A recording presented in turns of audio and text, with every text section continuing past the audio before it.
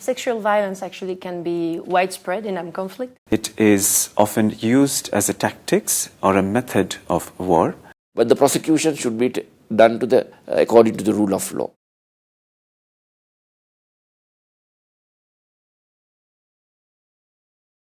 Sexual violence actually can be widespread in armed conflict. Sexual violence as well is not only against women and girls, but it's also against men and boys. When you have looting, when you have killings, when you have destruction of property, you can be sure that sexual violence also is committed. Sexual violence is an invisible phenomenon because it's taboo, because of fear of reprisals, because of fear of rejection from the family or the community. They don't come forward to talk about it, and they usually tend to keep silent. It is often used as a tactics or a method of war, and as the UN has already recognized, particularly through the UN Security Council resolutions, sexual violence constitutes war crimes, constitutes crimes against humanity, and can often act as a consecutive act in respect to genocide.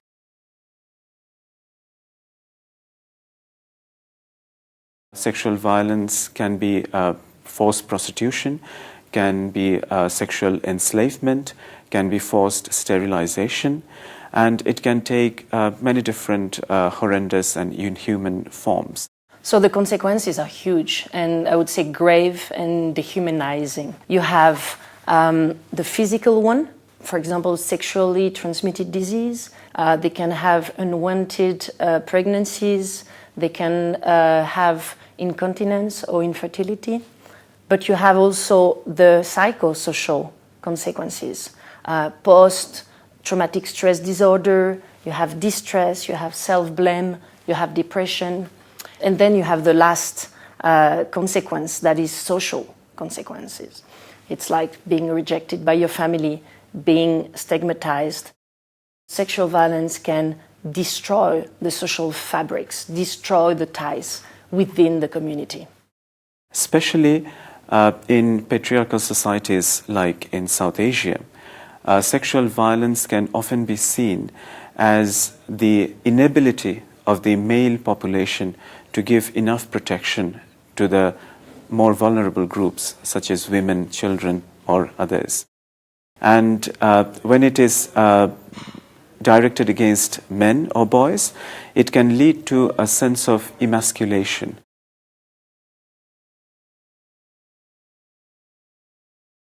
As far as sexual violence is concerned, there should be least amount of publicity given. But the prosecution should be done according to the rule of law, so that the message is given to the village or to the society that if you commit sexual violence, that you will be prosecuted and you will be punished. National justice system can act as a strong deterrent.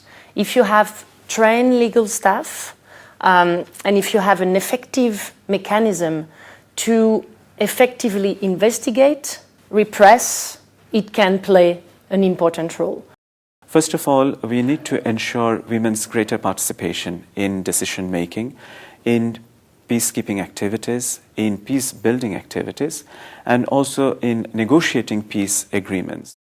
The issue of prevention is absolutely important, and for prevention, one particular element is to build this element as an integral part of any training curricula of the security and law enforcement agencies.